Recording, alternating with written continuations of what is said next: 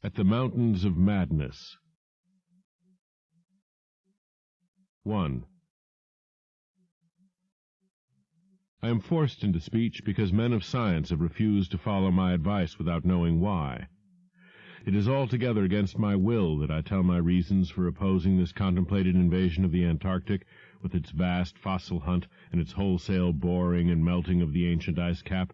and I am the more reluctant because my warning may be in vain. Doubt of the real facts, as I must reveal them, is inevitable, yet if I suppressed what will seem extravagant and incredible, there would be nothing left. The hitherto withheld photographs, both ordinary and aerial, will count in my favor, for they are damnably vivid and graphic. Still, they will be doubted because of the great lengths to which clever fakery can be carried. The ink drawings, of course, will be jeered at as obvious impostures, notwithstanding a strangeness of technique which art experts ought to remark and puzzle over.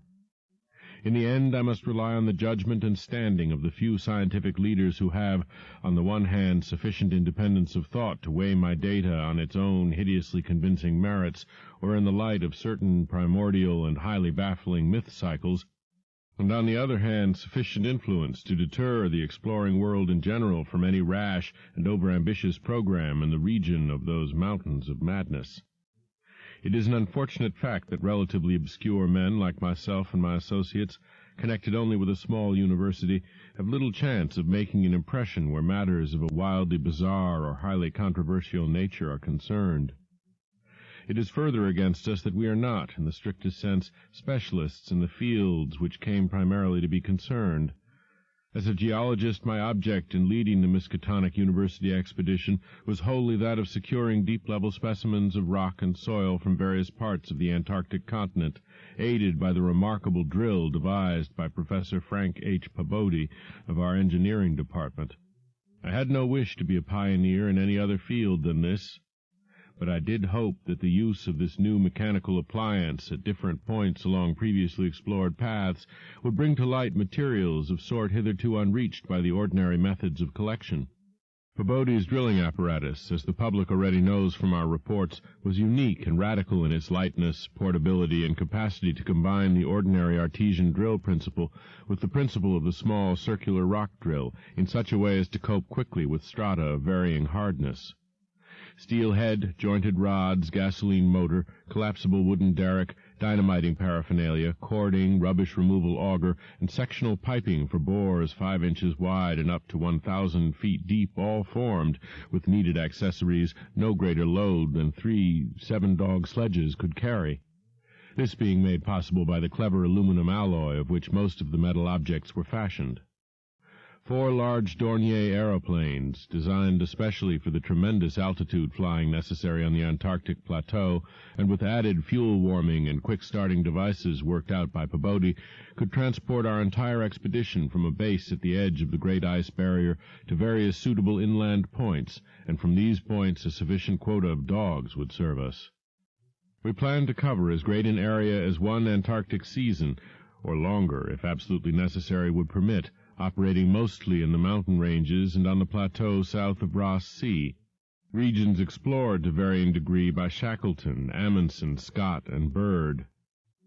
With frequent changes of camp made by aeroplane and involving distances great enough to be of geological significance, we expected to unearth a quite unprecedented amount of material, especially in the Precambrian strata, of which so narrow a range of Antarctic specimens had previously been secured. We wished also to obtain as great as possible a variety of the upper fossiliferous rocks, since the primal life history of this bleak realm of ice and death is of the highest importance to our knowledge of the Earth's past. That the Antarctic continent was once temperate and even tropical, with a teeming vegetable and animal life, of which the lichens, marine fauna, arachnida, and penguins of the northern edge are the only survivals, is a matter of common information, and we hope to expand that information in variety, accuracy, and detail. When a simple boring revealed fossiliferous signs, we should enlarge the aperture by blasting in order to get specimens of suitable size and condition. Our borings of varying depth according to the promise held out on by the upper soil or rock were to be confined to exposed or nearly exposed land surfaces. these inevitably being sloped and ridges because of the 1 or 2 mile thickness of solid ice overlying the lower levels. We could not afford to waste drilling depth on any considerable amount of mere glaciation, though Peabody had worked out a plan for sinking copper electrodes in thick clusters of borings and melting off limited areas of ice with current from a gasoline-driven dynamo. It is this plan, which we could not put into effect except experimentally on an expedition such as ours, that the coming Starkweather Moor expedition proposes to follow, despite the warnings I have issued since our return from the Antarctic. The public knows of the Miskatonic expedition through our frequent wireless reports to the Arkham Advertiser and Associated Press, and through the later articles of Peabody and myself. We consisted of 4 men from the university, Peabody, Lake of the biology department, Atwood of the physics department, also a meteorologist, and I representing geology and having nominal command, besides 16 assistants, 7 graduate students from Miskatonic, and 9 skilled mechanics. Of these 16, 12 were qualified aeroplane pilots, all but 2 of whom were competent wireless operators. 8 of them understood navigation with compass and sextant, as did Peabody, Atwood, and I. In addition, of course, our 2 ships, wooden ex-whalers, reinforced for ice conditions and having auxiliary steam, were fully manned. The Nathaniel Derby Pickman Foundation, aided by a few special contributions, financed the expedition. Hence our preparations were extremely thorough, despite the absence of great publicity. The dogs, sledges, machines, camp materials, and unassembled parts of our 5 planes were delivered in Boston, and there our ships were loaded. We were marvelously well equipped for our specific purposes, and in all matters pertaining to supplies, regimen, transportation, and camp construction, we profited by the excellent example of our many recent and exceptionally brilliant predecessors. It was the unusual number and fame of these predecessors which made our own expedition, ample though it was, so little noticed by the world at large. As the newspapers told, we sailed from Boston Harbor on September 2, 1930, taking a leisurely course down the coast and through the Panama Canal, and stopping at Samoa and Hobart, Tasmania, at which latter place we took on final supplies. None of our exploring party had ever been in the polar regions before, hence we all relied greatly on our ship captains. J.B. Douglas, commanding the brig Arkham and serving as commander of the sea party, and Georg Torfensen, commanding the bark Miskatonic, both veteran whalers in Antarctic waters. As we left the inhabited world behind, the sun sank lower and lower in the north, and stayed longer and longer above the horizon each day. At about 62 degrees south latitude, we sighted our first icebergs, table-like objects with vertical sides, and just before reaching the Antarctic Circle, which we crossed on October 20th with appropriately quaint ceremonies, we were considerably troubled with field ice. The falling temperature bothered me considerably after our long voyage through the tropics, but I tried to brace up for the worst rigors to come. On many occasions the curious atmospheric effects enchanted me vastly, these including a strikingly vivid mirage, the first I had ever seen, in which distant bergs became the battlements of unimaginable cosmic castles. Pushing through the ice, which was fortunately neither extensive nor thickly packed, we regained open water at south latitude 67 degrees, east longitude 175 degrees. On the morning of October 26th, a strong land blink appeared on the south, and before noon we all felt a thrill of excitement at beholding a vast, lofty, and snow-clad mountain chain which opened out and covered the whole vista ahead. At last we had encountered an outpost of the great unknown continent and its cryptic world of frozen death. These peaks were obviously the Admiralty Range discovered by Ross, and it would now be our task to round Cape Adair and sail down the east coast of Victoria Land to our contemplated base on the shore of McMurdo Sound at the foot of the volcano Erebus in south latitude 77 degrees 9 minutes. The last lap of the voyage was vivid and fancy-stirring,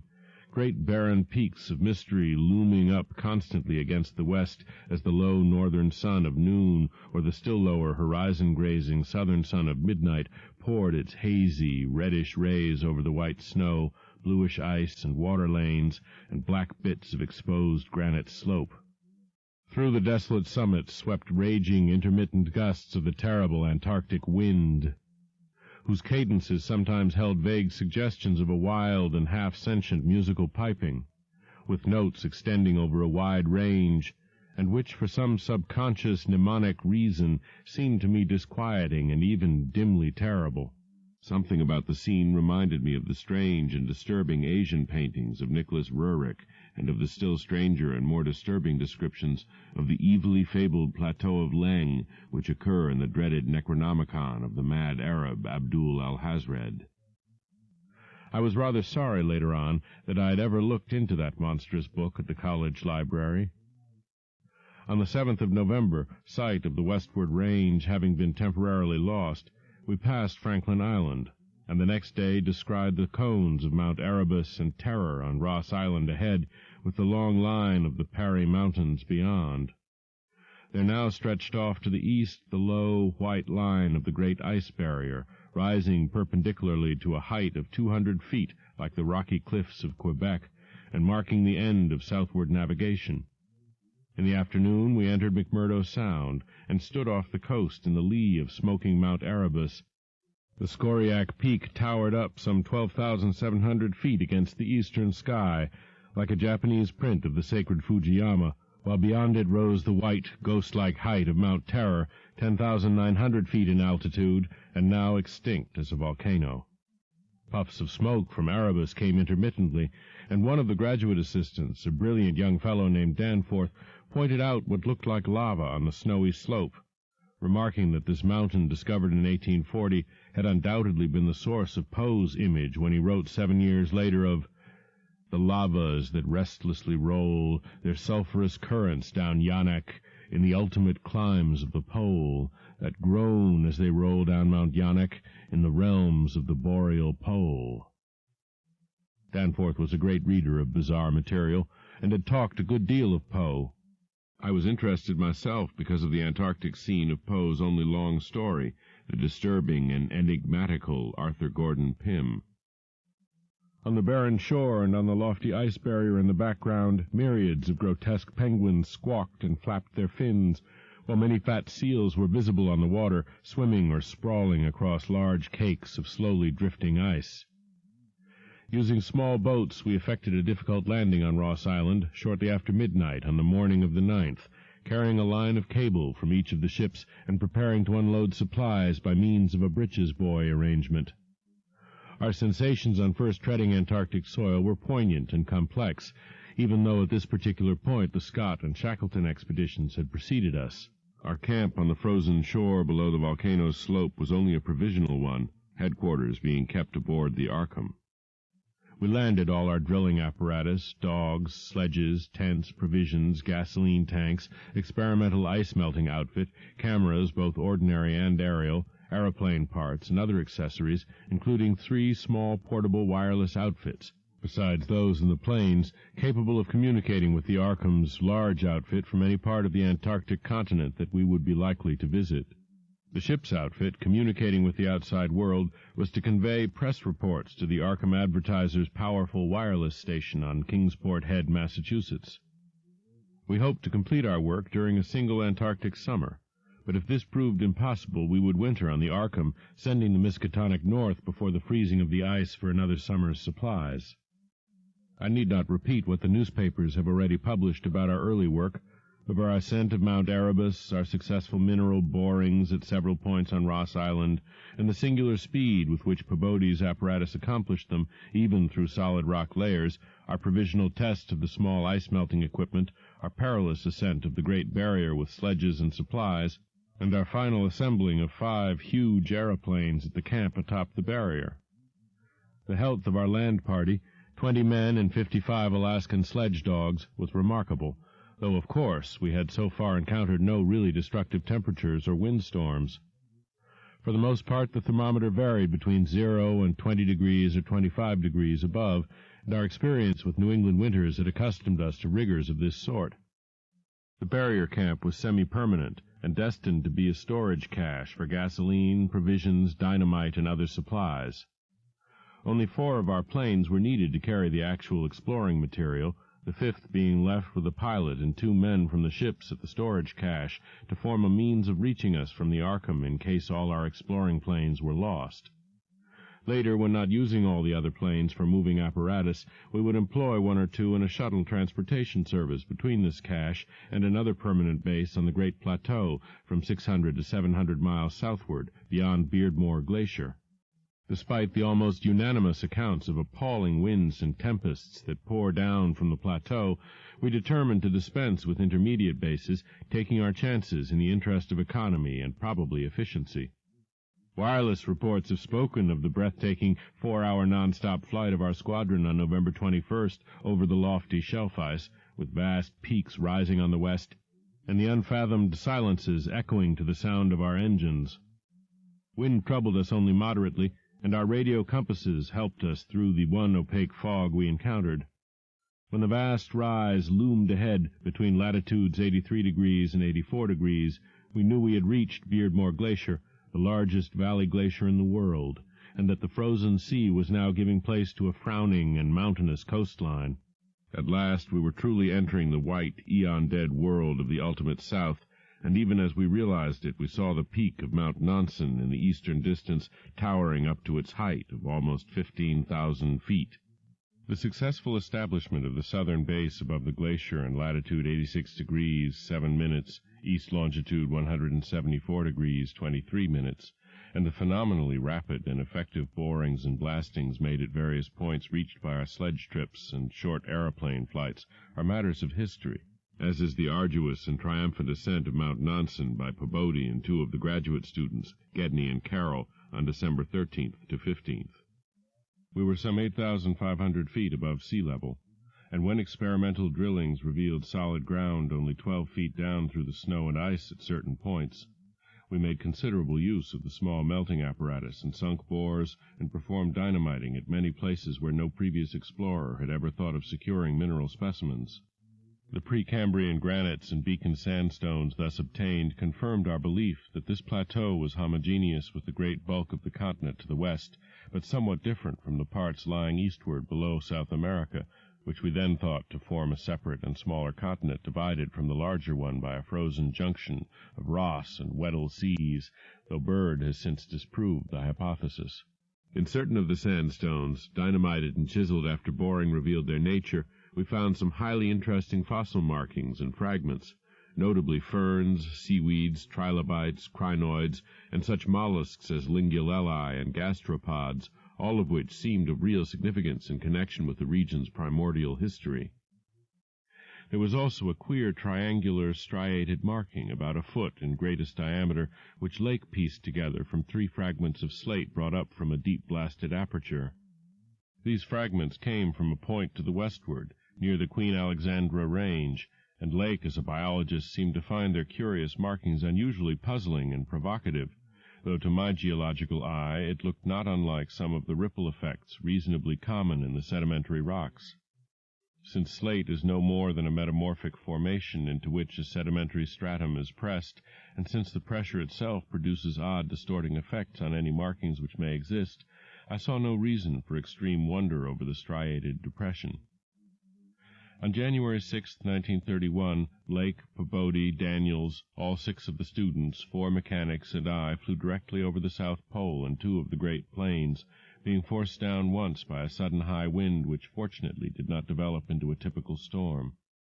This was, as the papers have stated, one of several observation flights, during others of which we tried to discern new topographical features in areas unreached by previous explorers. Our early flights were disappointing in this latter respect, though they afforded us some magnificent examples of the richly fantastic and deceptive mirages of the polar regions, of which our sea voyage had given us some brief foretastes. Distant mountains floated in the sky as enchanted cities, and often the whole white world would dissolve into a gold, silver, and scarlet land of Dunsanian dreams and adventurous expectancy under the magic of the low midnight sun. On cloudy days we had considerable trouble in flying, owing to the tendency of snowy earth and sky to merge into one mystical opalescent void, with no visible horizon to mark the junction of the two.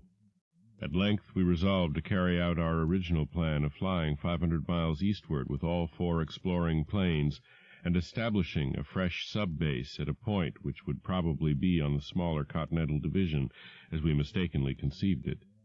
Geological specimens obtained there would be desirable for purposes of comparison.